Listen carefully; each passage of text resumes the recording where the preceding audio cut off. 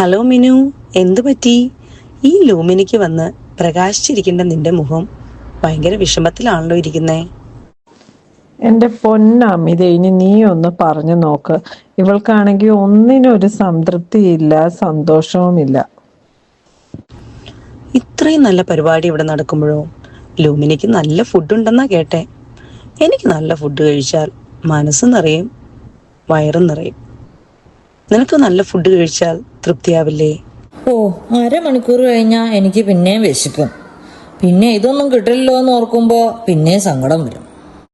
അതെ, നമ്മുടെ ഹണിക്കാണെങ്കിൽ ഇതിനെ കുറിച്ച് നല്ല അറിവാ. ദേ ഹണി വരുന്നുണ്ട്, നമുക്ക് അവളോട് ചോദിക്കാം. ഹലോ ഹലോ, എന്താ ഇവിടെ? എന്താ ഒരു ഡിസ്കഷൻ നടക്കുന്ന ഇവിടെ? എന്താണ് അറിയേണ്ടത്? ചോദിച്ചോളൂ. ഹണി, ഈ മിനുവിന് ഈ ലൂമിനിക്ക് വന്ന് ഇത്രയും നല്ല പരിപാടി കണ്ടിട്ടും നല്ല ഫുഡ് കഴിച്ചാലും സംതൃപ്തിയാകില്ലെന്നാ പറയുന്നത്. നിനക്ക് എന്ത് ചെയ്താലാണ് നല്ല സന്തോഷം കിട്ടുന്നത്? ഒന്ന് അവൾക്ക് പറഞ്ഞു കൊടുത്തേ. എന്റെ മിനു, ഇതിനാണോ നീ വിഷമിച്ചിരിക്കുന്നത്? ഞാൻ ഒരു ചെറിയ എക്സാമ്പിൾ പറയട്ടെ. നമ്മുടെ പള്ളിയിൽ കഴിഞ്ഞ ആഴ്ചയല്ല, 2 ആഴ്ച മുമ്പ് എത്ര കൊട്ട മാങ്ങ പറിച്ചുകൊണ്ടെന്നായിരുന്നോ? എന്ത് രസമായിരുന്നു എല്ലാരും കൂടി ഒരുമിച്ചിരുന്ന് അച്ചാറിടാനായിട്ട് അരിഞ്ഞുകൊണ്ടിരുന്നത്. ഞാൻ എത്ര ഹാപ്പി ആയിരുന്നെന്ന് അറിയാവോ? അതൊക്കെ അതെ, പക്ഷെ മാങ്ങ എൻ്റെ വീട്ടിലല്ലല്ലോ. ഇത്രയും മാങ്ങയെ അരിഞ്ഞ് എൻ്റെ കയ്യും മുറിഞ്ഞ് കഞ്ഞിക്കാണെന്ന് പറഞ്ഞ് അരിഞ്ഞിട്ട് 2-3 ആഴ്ചയായി കഞ്ഞിയില്ല. പള്ളി വരുന്നത് തന്നെ കഞ്ഞി കുടിക്കാൻ വേണ്ടിയിട്ടാ. എന്നിട്ട് അതും ഇല്ല.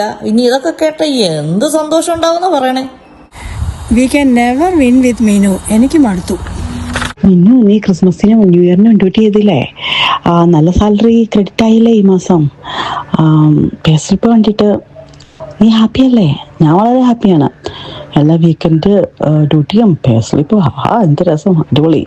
സാലറി ഒക്കെ കിട്ടി, അതൊക്കെ ശരി തന്നെ. പക്ഷെ കിട്ടിയെന്ന് മൊത്തം ടാക്സ് കൊണ്ടുപോയി. ഞാൻ ഡ്യൂട്ടി ചെയ്തത് വെറുതെ. പിന്നെ എങ്ങനെ ഹാപ്പി ആകാൻ വേണ്ടിയിട്ടാ? ഈ ടാക്സും പിള്ളേരുടെ ഫീസും ലോണും എല്ലാം കഴിഞ്ഞ് കഴിയുമ്പോൾ വട്ടപൂജയാണ്. പിന്നെ അത് കണ്ടു കഴിഞ്ഞ് കഴിയുമ്പോൾ എന്ത് സന്തോഷാ. മീനു, ഞാൻ എല്ലാം കേട്ടു നീ പറയുന്നത്. എനിക്ക് എൻ്റെ ഫാമിലിയുടെ കൂടെ ടൈം സ്പെൻഡ് ചെയ്യുമ്പോൾ, പിള്ളേരുടെ കൂടെ കളിക്കുമ്പോൾ നീ ഒന്ന് ആലോചിച്ച് നോക്കി ആ കൊച്ചു കുഞ്ഞിൻ്റെ മുഖം. അത് കാണുമ്പോൾ തന്നെ മനസ്സിലൊരു സന്തോഷമല്ലേ? എനിക്ക് അങ്ങനെയാണ് തോന്നുന്നത്. അയ്യോ, അതൊക്കെ എന്നെ ഓർപ്പിക്കല്ലേ. പിള്ളേരുടെ ഒച്ചപ്പാടും ബഹളവും എനിക്ക് എപ്പോഴാണ് എൻ്റെ കൺട്രോളിൽ പോകുന്നതെന്ന് പറയാൻ പറ്റത്തില്ല. Family too much. ഞങ്ങൾ ഇത്രയും പേരും പറഞ്ഞിട്ട് നിനക്ക് മനസ്സിലായില്ല അല്ലെങ്കിൽ നമുക്ക് ദേ അമ്മച്ചിമാരോട് ചോദിക്കാം. അവർക്ക് എന്തായാലും നല്ലൊരു ഉത്തരം പറഞ്ഞു തരാൻ പറ്റും. വാ, നമുക്ക് പോയി ചോദിക്കാം. ഞങ്ങൾ നിങ്ങളുടെ സംസാരം കേൾക്കുന്നുണ്ടായിരുന്നു.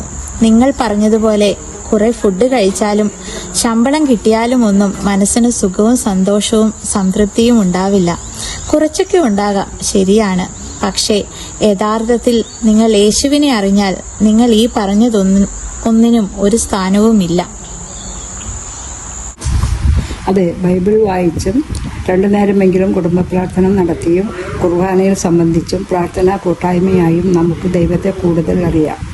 നിങ്ങൾ ഇങ്ങനെ ഒന്ന് ചെയ്തു നോക്കൂ, നിങ്ങൾക്ക് തന്നെ മാറ്റം മനസ്സിലാവും.